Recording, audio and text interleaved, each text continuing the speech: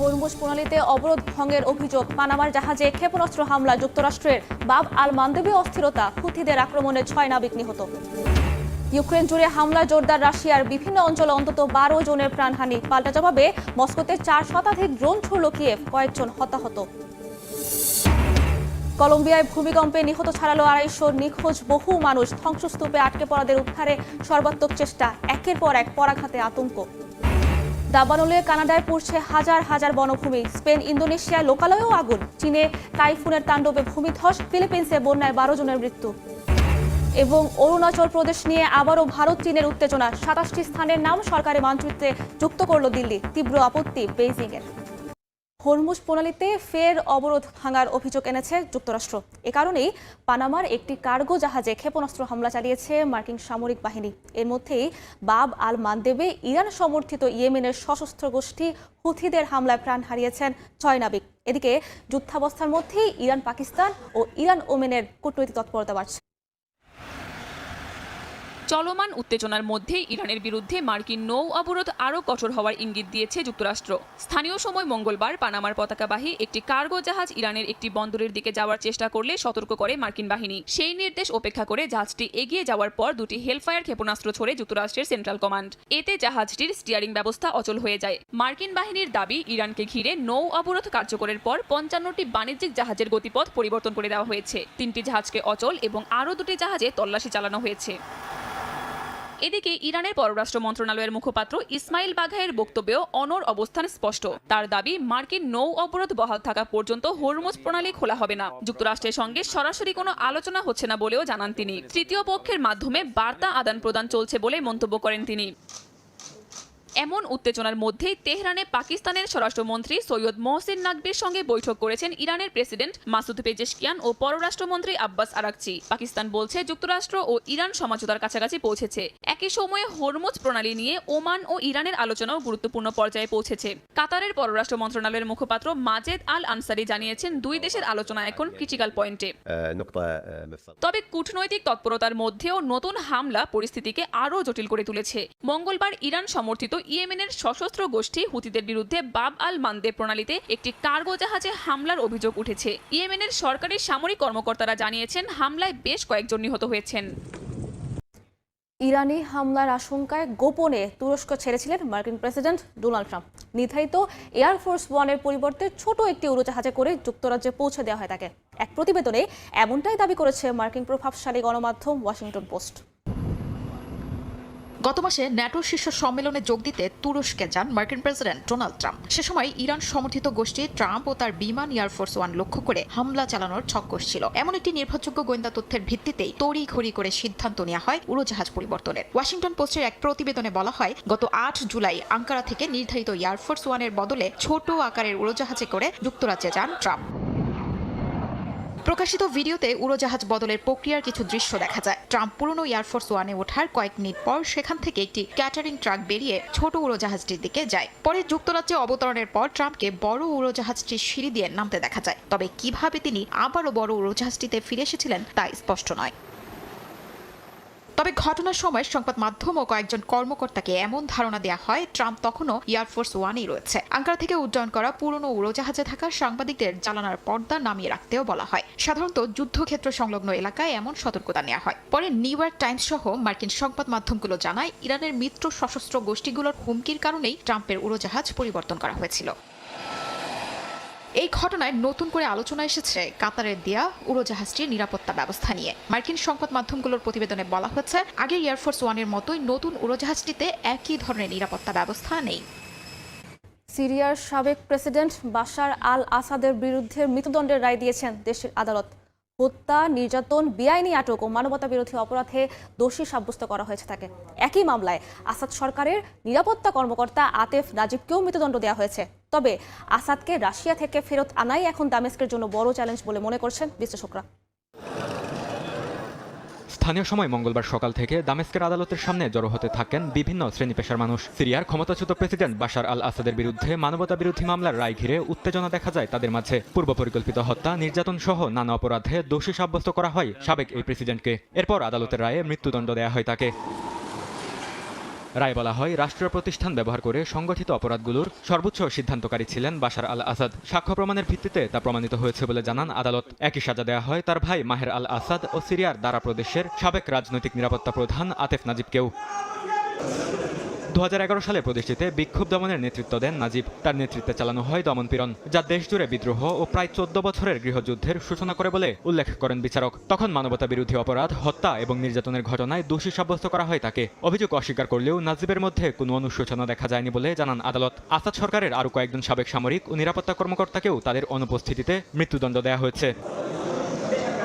সিরিয়ার সাবেক শাসক গোষ্ঠীর বিরুদ্ধে শুরু হওয়া বিচার প্রক্রিয়ায় এটিকে সবচেয়ে বড় রায় হিসেবে দেখা হচ্ছে। দীর্ঘদিনের যুদ্ধ, বাস্তুচ্যুতি এবং ধ্বংসযজ্ঞের পর এই বিচারকে নিরাময়ের প্রক্রিয়ার গুরুত্বপূর্ণ অংশ হিসেবে দেখছেন ভুক্তভোগীরা। তবে রাশিয়ায় আশ্রয় নেওয়া বাশার আল আসাদকে ফেরত আনার বিষয়টি এখনও বড় চ্যালেঞ্জ বর্তমান সরকারের জন্য। দামেস্ক বারবার প্রত্যাবর্তনের দাবি জানালেও মস্কো এখন পর্যন্ত তাতে সাড়া দেয়নি। ইউক্রেন জুড়ে হামলা জোরদার করেছে রুশ বাহিনী। মঙ্গলবার ইউক্রেনের বিভিন্ন অঞ্চলে রুশ হামলায় প্রাণ হারিয়েছেন অন্তত 12 জন। একই দিনে ইউক্রেনীয় বাহিনী রুশ ভূখণ্ডে 4 শতাধিক ড্রোন ছুড়েছে। ইউক্রেনীয় বাহিনীর ক্ষেপণাস্ত্র হামলায় দেশটির ভোরোনেজ অঞ্চলে নিহত হয়েছেন 1 জন। একদিকে রাশিয়া ব্যালিস্টিক ক্ষেপণাস্ত্র উৎপাদন বাড়াচ্ছে ও উত্তর কোরিয়া থেকে সামরিক সরঞ্জাম সহায়তা নিচ্ছে বলে অভিযোগ তুলেছে কিয়েভ।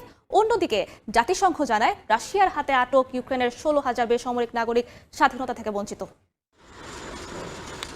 স্থানীয় সময় মঙ্গলবার রাতভর ইউক্রেনের একাধিক শহরে একযোগে হামলা চালায় রাশিয়া। ক্ষেপণাস্ত্র, ড্রোন ও বোমার আঘাতে প্রাণ হারিয়েছেন বেশ কয়েকজন, আহত হয়েছেন আরও অনেকে। সবচেয়ে বেশি ক্ষয়ক্ষতি হয়েছে দক্ষিণ পূর্বাঞ্চলীয় জাপোরিজিয়ায়। রাজধানী কিয়েভেও আঘাত হেনেছে রুশ বাহিনী। খেরসন ও খার্কিভে হামলার কারণে বিদ্যুৎ সরবরাহ ব্যাহত হয়। একদিনেই রুশ বাহিনী দেশজুড়ে শতাধিক ড্রোন ছুড়েছে বলেও জানায় ইউক্রেন। রাশিয়ার এই ব্যাপক হামলার জবাবে পাল্টা আঘাত করেছে ইউক্রেন। রাতভর রুশ ভূখণ্ডে 4 শতাধিক ইউক্রেনীয় ড্রোন প্রতিহত করার দাবি করেছে মস্কো। ভোরোনজ অঞ্চলে ড্রোনের ধ্বংসাবশেষ পড়ে আগুন ধরে যায় 2টি গুদামে। এতে হতাহত হয়েছেন কয়েকজন। রুশ ওয়াইল্ড বেরিজের লজিস্টিক স্থাপনাও আগুনে ক্ষতিগ্রস্ত হয়। পাল্টাপাল্টি হামলার মধ্যেই আরও ঘনীভূত হয়েছে যুদ্ধের কূটনৈতিক সংকট। ইউক্রেনের দাবি রাশিয়া উত্তর কোরিয়া থেকে আরও ব্যালিস্টিক ক্ষেপণাস্ত্র ও সামরিক সরঞ্জাম পাচ্ছে এবং নতুন করে সেনা মোতায়েনের প্রস্তুতি নিচ্ছে। একই সঙ্গে রাশিয়া ব্যালিস্টিক ক্ষেপণাস্ত্রের উৎপাদন বাড়াচ্ছে এবং ইউক্রেনের প্যাট্রিয়ট আকাশ প্রতিরক্ষা ক্ষেপণাস্ত্রের ঘাটতির সুযোগ নিতে চাইছে বলে অভিযোগ তুলেছে কিয়েভ। মস্কো শান্তির জন্য নয়, যুদ্ধ আরও বাড়ানোর প্রস্তুতি নিচ্ছে বলেও মন্তব্য করেন জেলেনস্কি। ইউক্রেনের পূর্ব ও দক্ষিণ ফ্রন্টে নতুন করে বড় ধরনের রুশ অভিযান চালানোর আশঙ্কাও করছে কিয়েভ। অন্যদিকে সামনে আসছে মানবাধিকার লঙ্ঘনের ভয়াবহ চিত্র। জাতিসংঘের হিসাবে যুদ্ধ চলাকালে রাশিয়ার হাতে আটক 16,000-এর বেশি ইউক্রেনীয় বেসামরিক নাগরিক এখনও স্বাধীনতা থেকে বঞ্চিত। অনেককেই বিচ্ছিন্নভাবে আটকে রাখা হয়েছে, যা আন্তর্জাতিক আইনের সঙ্গে সামঞ্জস্যপূর্ণ নয় বলে জানিয়েছে সংস্থাটি। এশিয়ার বিভিন্ন দেশ জুড়ে চলছে বন্যা, ভূমিধস আর ঝড়ের আঘাত। দুর্যোগের সঙ্গে পাল্লা দিয়ে বাড়ছে মানুষের দুর্ভোগ। ভারতের আসামে বন্যায় ঘরবাড়ি হারিয়ে ত্রাণের অপেক্ষায় হাজারো মানুষ। চীনে টাইফুন ডলফিনের তাণ্ডবে ডুবে গেছে সড়ক, একই সাথে দেখা দিয়েছে ভূমিধস। ফিলিপিন্সে মৌসুমি বৃষ্টিতে বন্যা ও ভূমিধসে অন্তত 12 জনের মৃত্যু হয়েছে। ভারতের আসামে বন্যার পানিতে বাড়িঘর হারিয়ে নিঃস্ব বহু পরিবার। সপ্তাহ পেরিয়ে গেলেও সরকারি সহায়তা না পাওয়ার অভিযোগ তাদের। বিভিন্ন এলাকায় গাছের গুঁড়ি ও অন্যান্য ধ্বংসাবশেষ পড়ে বন্ধ হয়ে গেছে চলাচলের রাস্তা। এরই মাঝে রাজ্যটিতে বন্যায় প্রাণ হারিয়েছেন শতাধিক মানুষ। এছাড়া ঘরবাড়ি ছেড়ে আশ্রয় কেন্দ্রে উঠেছেন অন্তত 8,000 বাসিন্দা। স্বাভাবিকের তুলনায় প্রায় 20% কম বৃষ্টি হলেও ভয়াবহ বন্যার মুখে আসাম। এদিকে চীনের পূর্বাঞ্চলে 2 দফা আঘাতের পর স্থলভাগে ঢুকে পড়েছে শক্তিশালী টাইফুন ডলফিন। এর প্রভাবে দেশটির বিভিন্ন প্রদেশে চলছে ভারী বৃষ্টি ও ঝড়ো হাওয়া। জিয়াংসুর সুজৌ শহরে জারি করা হয়েছে দ্বিতীয় সর্বোচ্চ মাত্রার বন্যা নিয়ন্ত্রণ জরুরি অবস্থা। টানা বৃষ্টিতে নদী ও হ্রদের পানি বাড়ায় জারি করা হয়েছে লাল সতর্কতা।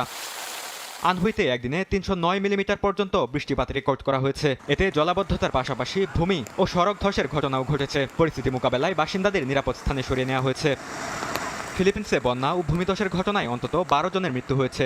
দেশটির প্রধান দ্বীপ লুজন জুড়ে পরিস্থিতি ভয়াবহ হয়ে উঠেছে।